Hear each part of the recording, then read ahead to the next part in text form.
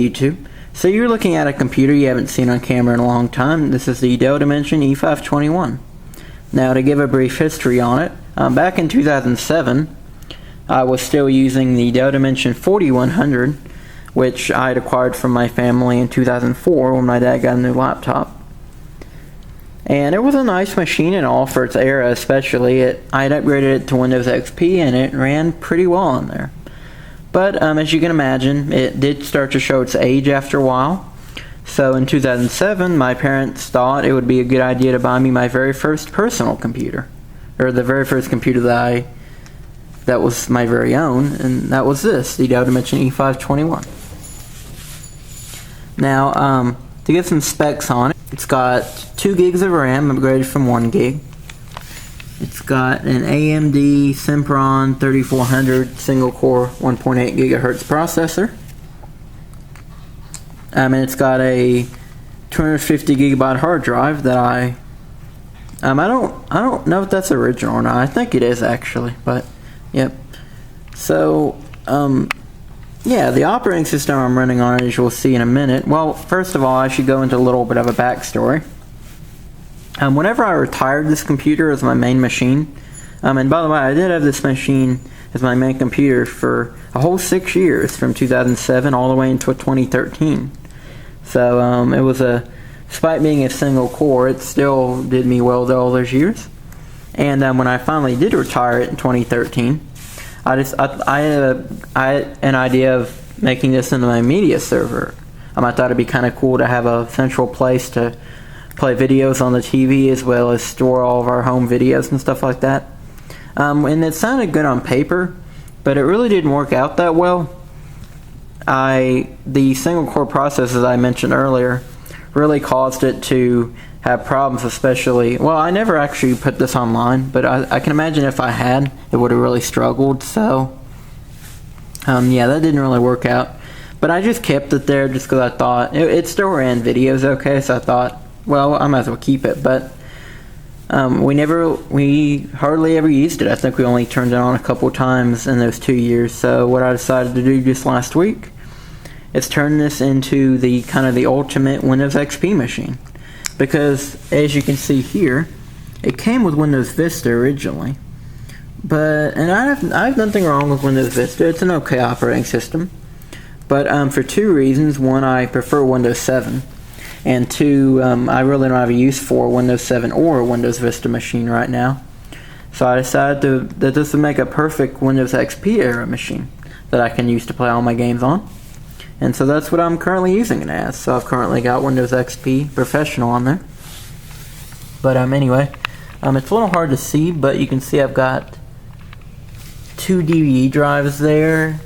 Sorry that you can't see that, but it's got 2 DVD drives, one of which actually doesn't work, but I don't have a blanking plate to replace it with, so I just keep it in there. It's not hooked up or anything though. It's also got you can kind of see it, a floppy drive there, which I had custom put in there because I use Virtual PC a lot. Next we got our sound card, 2 USB, and then of course the Dell logo there, and some front vents. On the side there really isn't anything of note except for this little air vent down here. That also serves as, I don't know, I guess it's meant to be kind of a handle, I'm not really sure. I thought that was kind of cool though. On the back here we've got a power supply, built-in sound, a couple of vents. Hold on, okay, that's in better light now. Ethernet, 4 more USB. Okay, now it's not focusing. Down here, if you saw my video of this a couple years ago, you might remember I was wondering what this was. Hold on just a second. Let me get some better lighting.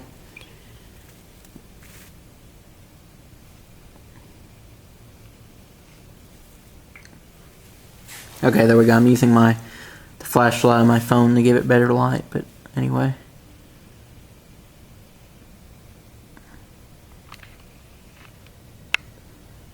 Okay, there we go. Much better. If you remember my video, you don't remember I was wondering what that was. It's a blanking plate that, if taken off, it reveals what appears to be a VGA connection. And it turns out that is just a leftover from certain models of this Dell Dimension that have built-in built-in video, which this one has separate video. So, speaking of that, here's the video card. This is not the original one, as you can probably guess based on the HDMI.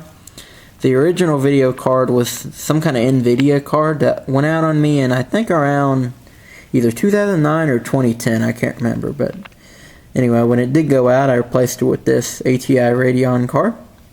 I don't remember the model number, but we'll look at it in a minute. There's the modem, which I never used, of course. And then down there's FireWire, which I actually did use because back when I had that mini DV camcorder, it did not work with the USB for whatever reason. I think it was like a driver issue or something, so I just used the FireWire instead. Now, of course, after I turn that flashlight off, it starts working with the focus. But anyway, so real quick before we turn it on, let me open it up and show you a little bit of the inside. So let me put the camera down real quick. The way you open it up is you have this little handle here, but it really takes 2 hands. So. Okay, there we go, got that open. Ow. Just stuck my foot there, but anyway, so here we are on the inside. There's 2 drive caddies here, which is really nice. They're toolless as well, which is even more nice. You got the 2 DVD drives up there, only the top one works though.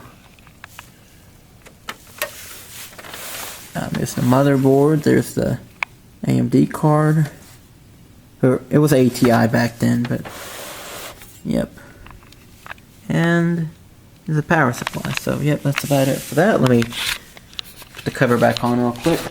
So anyway, what I'm gonna do now is hook the computer up. Oh, and by the way, in case you're curious, I do not have any more room in my bedroom for computers, so what I'm having to do is have this position under my desk next to my monitoring computer, and I am having to share monitors as well, which is fine. I play Windows XP era games a lot, just because I grew up with them, so it actually kind of works out that it's in the same area, because I use it sometimes more than my vintage computers, so that's actually worked out. But anyway, I'm going to go ahead and hook it up and we'll take a quick look at everything.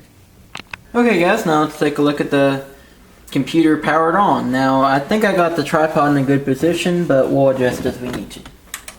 So let's turn it on and take a look at everything. Yeah, it looks good so far.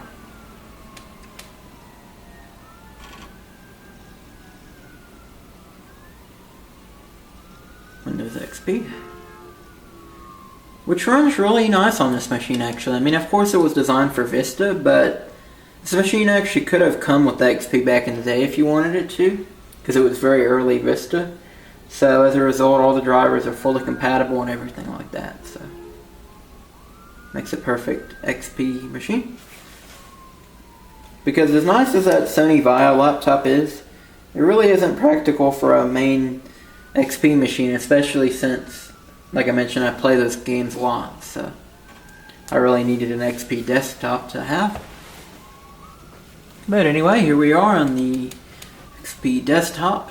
Now, due to the time constraints I'm out, sorry, I just dropped my wireless keyboard. Let me fix the tripod. But anyway, due to the time constraints I'm now under, I won't be able to show off a game, unfortunately, unless we have extra time, but I don't think we will. So I might show off a quick little bit of something, but I don't know. I'm not really thinking I can, unfortunately. But what I might do is, once I'm no longer under the constraint, I might make a video just about me playing games on here or something like that. But anyway. So let's start off by showing the device manager, I guess. Yep. It says version 2014. That's because I'm using the unofficial Service Pack 4, which gives it the POS Ready 2009 update hack to make it think it's POS ready. So, which gives it a lot more vanilla feel than POS does. So, but you still get the updates. So that's nice.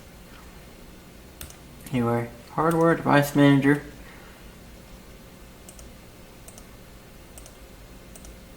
See the Seagate drive there. It's an ATI Radeon HD 4600 series. This is one DVD drive that works. Floppy disk drive.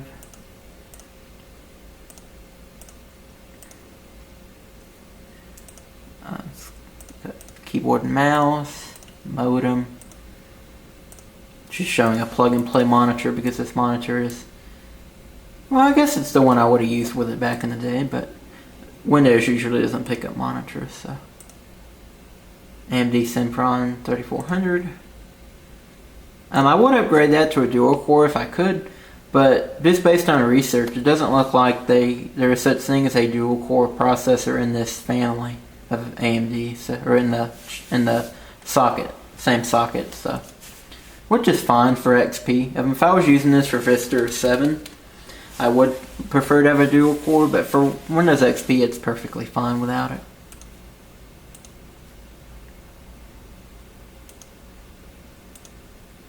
Yep, except for Device Manager. Now let me show off some of the programs I have on here.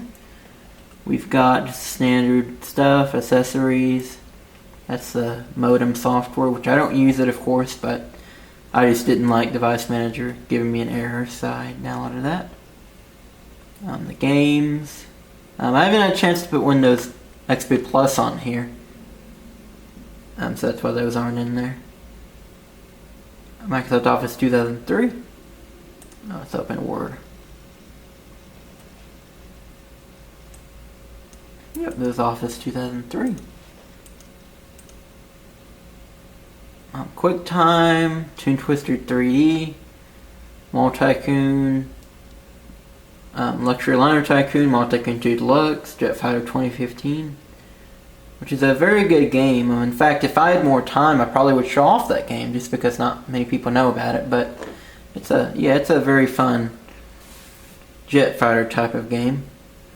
School Tycoon, Multi-Tycoon 3, Google Chrome, Moon Tycoon. I was just trying to think if I had enough time or not left on the camera. I think I do.